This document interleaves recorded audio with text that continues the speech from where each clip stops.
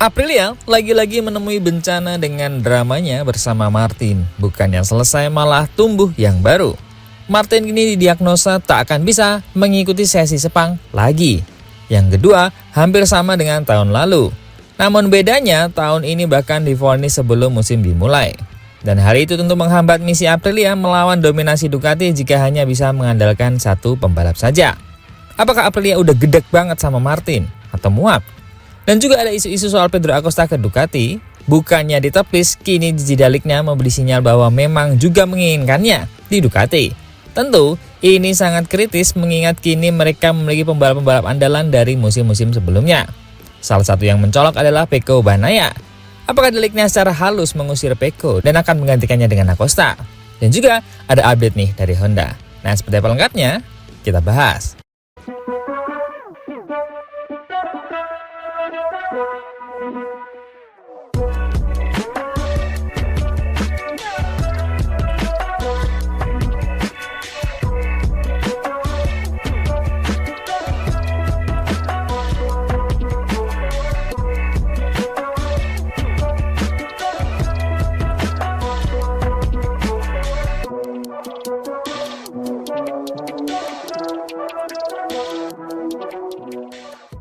Jangan sampai ketinggalan update tentang MotoGP dari TNT.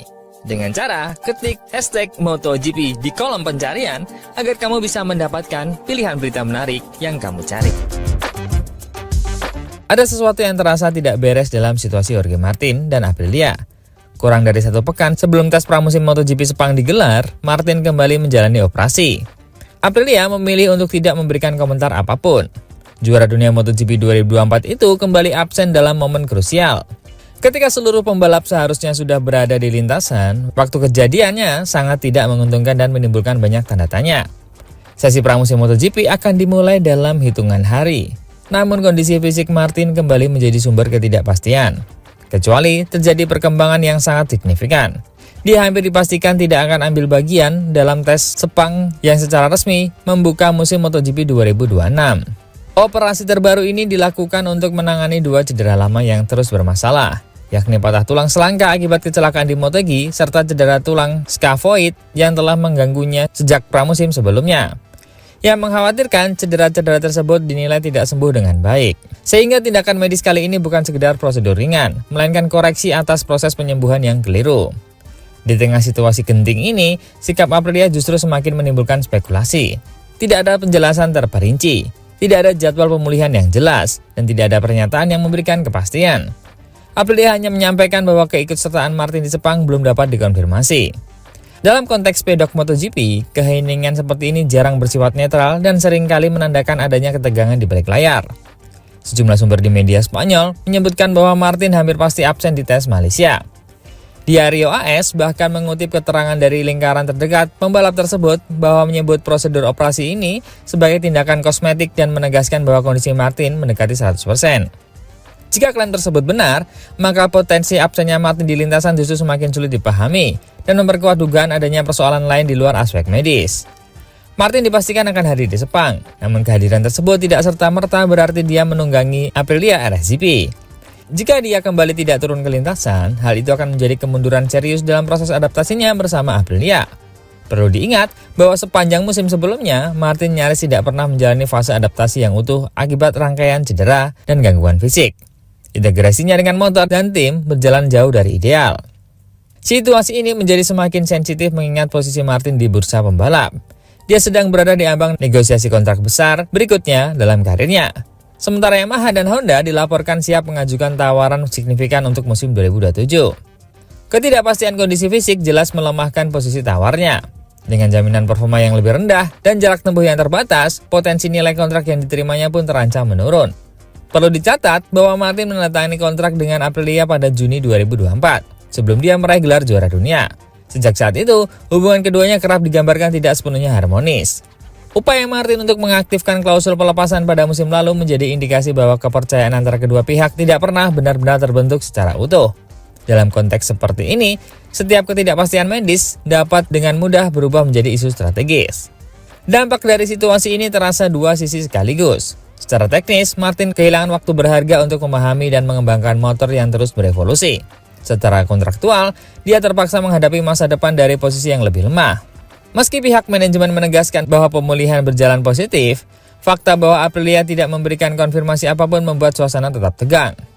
Manajer Martin, Albert Valera, menyatakan bahwa operasi berjalan sesuai rencana dan pembalapnya kini menjalani program latihan ketat di Andorra dengan target mengikuti tes di Malaysia. Namun dia juga mengakui bahwa belum ada kepastian apakah kondisi tersebut cukup untuk mencapai performa maksimal di Sepang. Valera menegaskan bahwa Martin hanya akan turun ke lintasan jika benar-benar siap sepenuhnya, bukan 95% atau 98%, melainkan 100%. Pada akhirnya, pertanyaan yang muncul bukan lagi sekedar apakah Jorge Martin akan berada di Sepang, melainkan dalam kondisi fisik dan mental seperti apa dia akan menghadapi musim paling krusial dalam karirnya. Jika operasi ini benar-benar menyelesaikan masalah yang selama ini menghambatnya, Martin berpeluang kembali lebih kuat dan mampu memaksimalkan potensi RSGP yang diprediksi kompetitif. Namun, jika penurunan kondisi medis ini terus berlanjut, dampaknya bisa menjalar hingga melampaui musim 2026. Seorang juara dunia yang absen di ambang pramusim, pabrikan yang memilih bungkam dan bursa pembalap yang mulai memanas merupakan kombinasi yang sulit diabaikan. Terlalu banyak kejanggalan yang muncul bersamaan. Untuk saat ini, tampaknya tidak ada satupun pihak yang benar-benar siap mengungkapkan apa yang sebenarnya terjadi di antara mereka.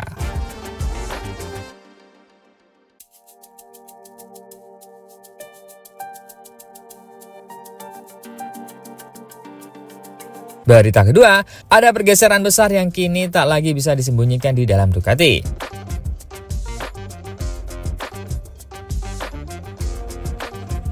Pernyataan terbuka Gigi Dall'Igna tentang Pedro Acosta bukan sekedar pujian terhadap talenta muda, melainkan sinyal keras bahwa Ducati telah menyiapkan menutup satu bab untuk membuka bab baru, bahkan jika itu berarti mengorbankan Pecco Bagnaia, pembalap yang pernah menjadi simbol kejayaan mereka. Ketika Dall'Igna secara terbuka menyatakan keinginan melihat Pedro Acosta membela Ducati, pesan yang dikirimkan ke pedak MotoGP sangat jelas. Ini bukan komentar netral, bukan pula spekulasi ringan. Dalam dunia yang dikendalikan penuh oleh strategi dan timing seperti MotoGP, pernyataan publik dari figur sekelas Dall'Igna hampir selalu bermakna politis. Terlebih lagi, komentar itu muncul ketika kontrak Bagnaia, Marquez, dan Acosta sama-sama akan berakhir pada musim 2026. Sejak mengambil alih Ducati Corse pada 2013, Dall'Igna dikenal sebagai sosok yang dingin, visioner, dan tanpa sentimen. Dia membangun Ducati menjadi mesin juara bukan dengan nostalgia, melainkan dengan keputusan-keputusan keras. Andrea Iannone pernah disingkirkan, Jorge Lorenzo datang dan pergi. Kini, tampaknya giliran Bagnaia yang mulai didorong ke tepi panggung. Pedro Acosta bukan sekedar nama menarik, dia adalah ancaman nyata bagi status quo. Juara dunia Moto3 di musim debut, juara Moto2 di 2 tahun kemudian, lalu langsung kompetitif di MotoGP. Acosta mewakili sesuatu yang sangat dihargai Ducati, bakat mentah yang mampu memaksa motor dan tim beradaptasi dengannya, bukan sebaliknya. Musim 2025 menjadi titik balik yang tak bisa diabaikan. Bersama KTM, Acosta mengakhiri musim di posisi keempat klasemen, unggul 19 poin dari Bagnaia, sebuah fakta yang berbicara lebih lantang daripada retorika apapun. Kontras performa keduanya sangat mencolok. Saat Bagnaia kesulitan menjaga konsistensi dan gagal menjadikan Ducati sebagai senjata dominan seperti sebelumnya, Acosta justru berkembang pesat di paruh kedua musim, meraih 4 podium dan menunjukkan kapasitas sebagai pemimpin alami di lintasan. Bagi Ducati, yang selalu mengutamakan hasil dan potensi jangka panjang, perbandingan ini menjadi tidak terelakkan. Secara struktural, Ducati memang hanya memiliki satu tim pabrikan. Namun, pernyataan Dall'Igna membuka lapisan lain dari realitas internal mereka. Ducati tidak sedang mencari pelapis, mereka sedang mencari penerus. Dan dalam skenario itu, Acosta tampil sebagai pilihan utama, bukan alternatif dengan usia yang masih sangat muda dan lintasan karir yang terus menanjak.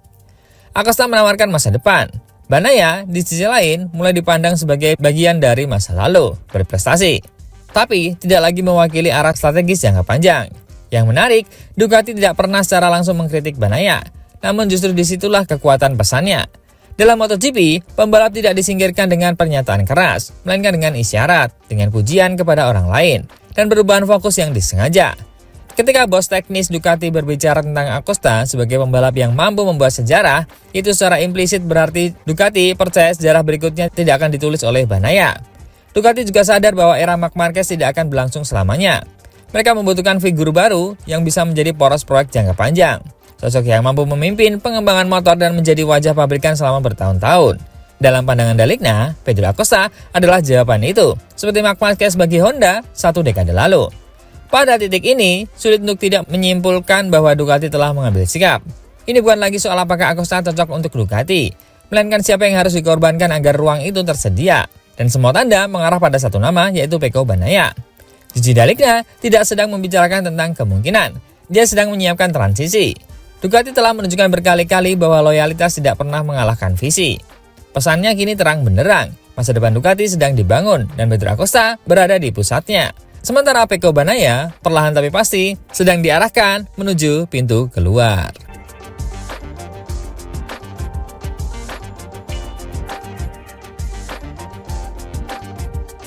Berita ketiga, Johann Zarco menutup musim 2025 dengan perasaan campur aduk.